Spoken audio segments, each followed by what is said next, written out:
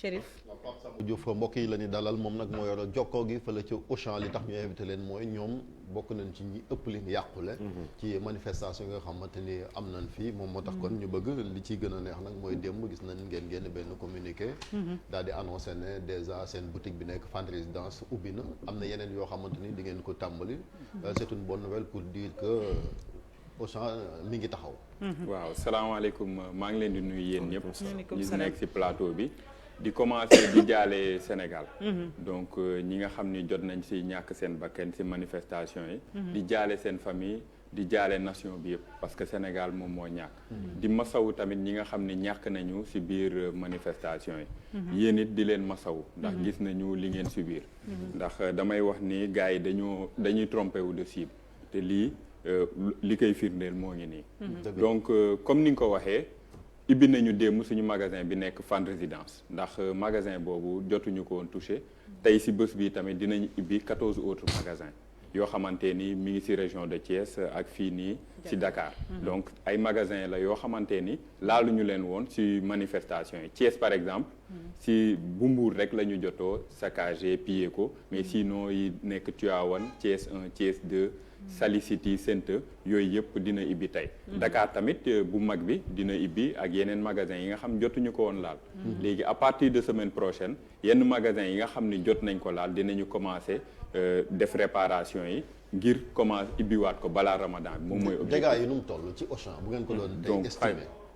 Estimation bi bon je dirais que ça serait un peu prématuré joxe ko léegi parce que bëri woo xamante ni pour ñu évaluer ko foog ñu toog ñi nga xam ni loolu seen xam-xam ci la màcc ñoom ñu jox ñu ñi nga xam ni mooy données financières mais ñaata magasins lañu 19 magasins la ñu saccagé fii nii ci Dakar ak Mbour donc 18 à Dakar ak benn bi nga xam ni moom moo nekk Mbour yooyu la ñu saccagé am na yoo xamante ni saccagé nañ ko pillé nañ ko am na yoo xamante ni sax dañ ko lakk carrément am na ci yoo xamante ni tamit yi coffre-fort bi yóbbu nañ ko yi xaalis bi yóbbu nañ ko bëri na yoo xamante ni am na ci incident ak yu nekk ci suuf yoo xamante ni am na ci moom moo tax pour joxe un chiffre actuellement ça serait très prématuré et un peu difficile donc moom moo tax bëgguñu annoncer mais bëri na nag bëri na ñaata nit Pape Samba ñooy liggéey au champ 1730 collaborateurs sénégalais emploi direct la ay CDI malgré jafe-jafe oui malgré jafe-jafe yi CDI malgré Covid bi ni mu am ba tey 1730 CDI mooy emploi direct moom la ñuy citer à chaque fois comme ça pour mu leer bokkul ak emploi indirect yi ak ñi nga xam ne ñoo ngi fa nekk ay stagiaires ak ñeneen donc loolu la ñu am ba pare ñun dañuy miser à chaque fois ci évolution ak formation suñuy collaborateurs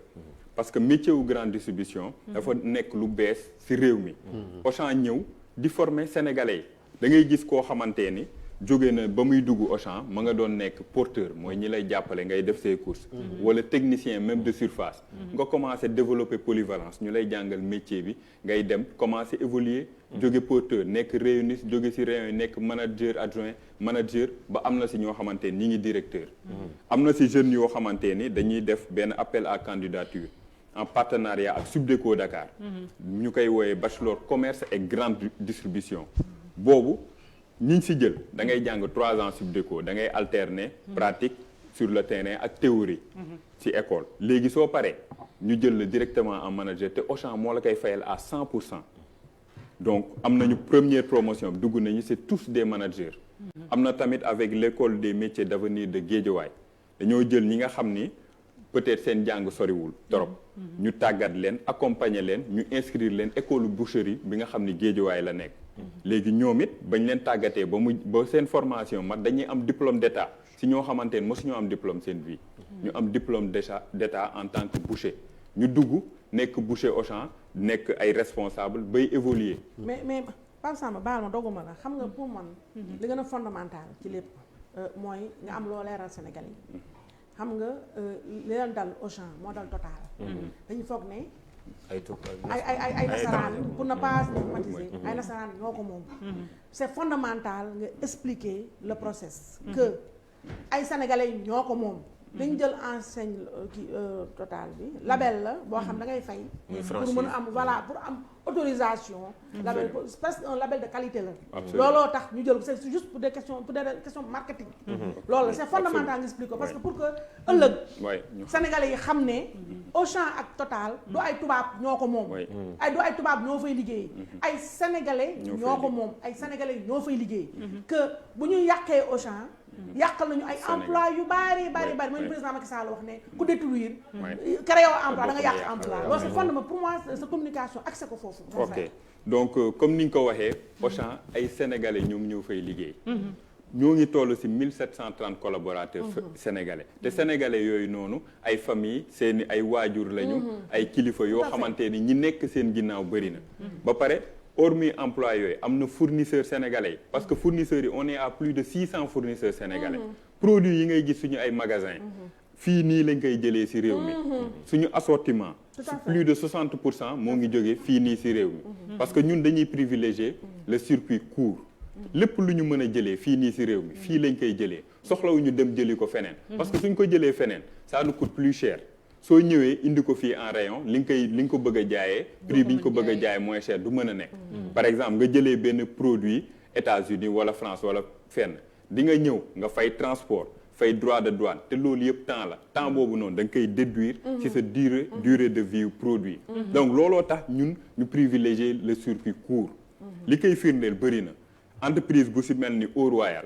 boo xamante ni ñëpp xam nañ ko Eau Royal ba mu lancé en 2016 kenn bëgg ko woon distribuer supermarché yi fi nekkoon ñëpp dafa dem fépp ñu bañ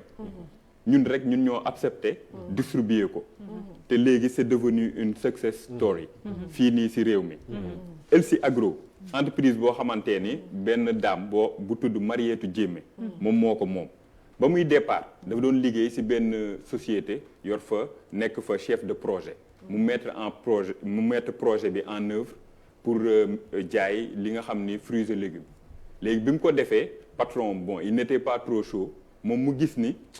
demeewul noonu mu ne moom patron léegi day démissionner moom lancé ji projet bi boppam ba mu ko lancé mu dem fu nekk ñu ne ko léegi da ngay wuti ji contrat ak Auchan boobu noonu mu am moom moo tax mu am garantie bancaire ñu defal ko ay prêt ba léegi chiffre d'affaires am plus de 400% la am mais ci loolu est-ce que li leen jural li lépp jàpp leen ni mooy perception bi boo xamante ni xëy ni nit ñi juum nañ ci parce que bi ngeen di doog installé wu amoon na ay kuréel yu jóg ñuy wax Auchan dégage ngeen et cetera beneen bi mooy aussi dumping bi ngeen xamante ni yéen a ko doon def ngir ñoom ñu njort ne da ngeen di rey commerce bi nga xamante ni moom moo nekk ñun bi ñu ñëwee dañoo def étude de marché ba ñu ñëwee def suñu étude de marché dañoo gis ni Sénégal marché lambda moo fi amoon ak bi nga xam ni ci kaw moom mooy supermarché yi pour la classe moyenne supérieure et tout inaccessible pour la majorité ñun ñu inséré wu au milieu on parle à tout le monde dañuy parler client bay doon dem ci marché bi client ba doon dem fële na la ci yeneen supermarché yi nga xam ni patron yi ñoo fa doon dem ñu ñëw démocratiser grande distribution première fois ba ñuy installé wu en 2017 Auchan Pikine c'est là-bas que les problèmes ont démarré en avril 2017 parce que banlieue niche de consommation la boo xamante ni dañ ko bàyyee woon secteur boo xamante ni dañ doon def lu leen neex di appliquer prix yu leen neex te nit ñi mënuñu ci woon dara ñun ñu ñëw en tant que régulateur di réguler marché bi waaw ñoo ngi may dégg ba pare c'est très facile à vérifier ñooñu ñëpp doon wax c'est nos fournisseurs c'est très facile à distribuer ils ont leurs produits dans nos magasins kon ñëw ci médias yi di wax ci suuf ñi ñoo meeg seen i intérêt gis nañ ko bañ leen joxee seen sucre ba tey déggati nga leen moom mooy 38 000 tonnes de sucre bi leen état bi joxoon déggatoo leen ñoom ñëpp c'est nos fournisseurs soo xoolee seeni produits xam ko topp ko di nga ko gis suñuy rayons yi te ku ñu koy jaay ku dul ñoom ñooñu koy jaay c'est nos fournisseurs ba pare beneen affaire parce que ñu bëri dañu jàpp ne 1700 yooyu 1730 yi ñu bëri dañu nar a dem chômage technique ndax mën nga ñu leeralal loolu non kenn du ci dem chômage technique parce que Auchan vocation du créer ay chômeurs donc ñun depuis début Covid bi mosuñoo yóbbu kenn chômage technique mosuñoo wàññi salaire kenn ku nekk dañ la fay ba nga mat sëkk ci kii yi waaw ñu ne Youssou Ndour waaw ñu donc ñëpp la ñuy fay ba mu mat sëkk ñii nii instant yi nii nga xam dañoo yàq seen magasin yi ñu nekkoon dañ leen di réaffecté si yenn magasin pour ñu jàppale ñu tourner équipe bi mais kenn duñ ko yóbbu chômage. tey jii qu'est-ce que cela vous fait ban sentiment nga am boo gisee ni Auchan bokk na ci ñuy révolutionner li nga xam te ni moom mooy grande surface yi ba y a des Sénégalais même nga xam te ni ñu ngi implanté à l'image d'Auchan donc loolu fierté la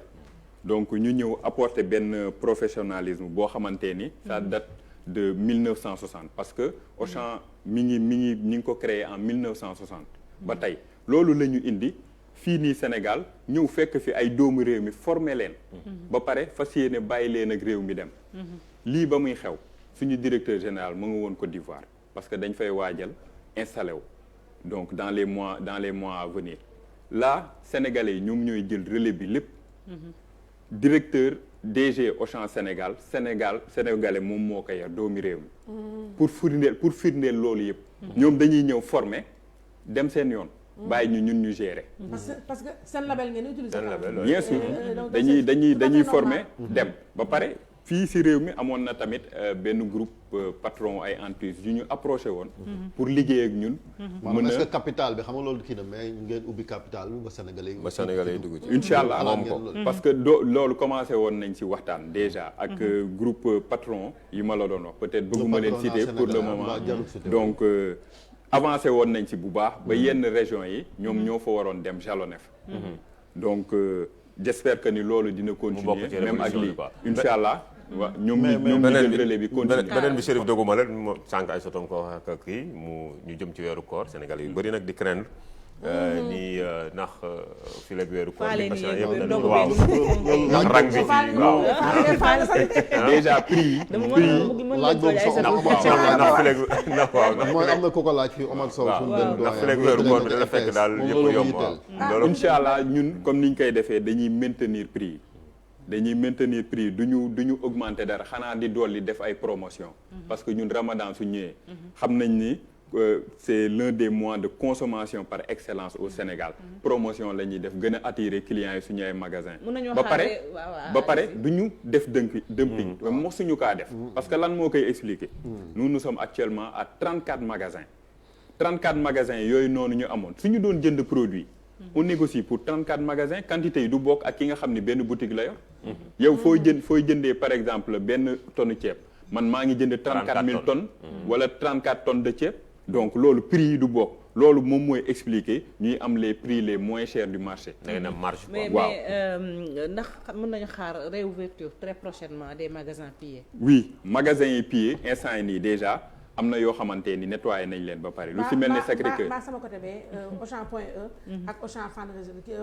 ubbi na mais point E bi incha allah soo deful nag semaine prochaine sax ñu ibbi ko ndax ñoo ngi si liggéey bi. donc déjà lendemain bi li ñu gën a marqué moom mooy bi affaire événement yi amee. lendemain bi collaborateurs yi liggéey si magasin yi ñoom ñëpp. ak ña nekk direction dañoo wàcc ci magasin yooyu jàppale leen ñu nettoyer ak techniciens yi de surface yi fa nekk ñoo nettoyer lépp ba mu set instant yi nii dañuy réimplanter magasin bi nànk-nànk defar ko rapidement avant Ramadan parce que ñun objectif bi moom mooy avant Ramadan ñun waa banlieue la ñu Kër Massar ñu ñor waaw bu Kër Massar bi moom ba dina fonctionnel avant koor gi bëgg nañ ko incha allah objectif bi moom mooy avant koor gi yooyu yëpp ñu mais quand même alal dañ koy sàmm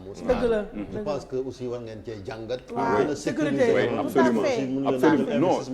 lii kañ dañ siy tirer ay enseignements yu bëri parce que manifestation yeeg attaques yi ñu subir dafa wone ay faiblesse yoo xamante ne am nañ ko si suñu yenn magasin yi surtout niveau portique yi donc c'était pas normal ñenn ñi ñu koy forcer muy jóg wala ñu koy ibbee noonu mais donc loolu am na yu bëri yoo xamante ni suñu direction waaw ak coffre yeeg yooyu yëpp suñu direction sécurité day commencer léegi liggéey si proposer plan d'action boo xamante ni yooyu yëpp dañ koy changer ndax lii su amatee au moins duñu mën a accéder ci ay magasin bu mu amati sax non dañuy ñaan sax non du loolu sax dañuy ñaan bu mu amati amiin loolu la ñuy yàlla na jàmm yàgg ci réew mi que les gens continuent à manifester mënta ñàkk ci démocratie mais pas de pillage. pas de pillage, pas de destruction de biens d'autrui, ni d'édifices publics. espérons daal jàmm daal jàmm. très bien bu mu fi amati la paix. jàmm ci la lépp xaj li nga wax kàddu yi am na solo. ñi jël alal yóbbu seen kër tamit buñ mënee dellu fay. ñu dem fay waat dégg nga. loolu Auchan may na leen ko si xol bu sedd guy. may na leen ko si xol bu guy. di génn dafa waroon a génn. waaw dafa waroon a génn. waaw dafa baax loolu sant yàlla la. may na leen ko si sant xol bu yàlla guy. loolu moomul bon ba fa. jërëjëf Pape Samba Diouf chargé de la communication bu Auchan bu nu jugee ci waxtaan bi ñu dem allo présidence ñëw yëkkati jataay.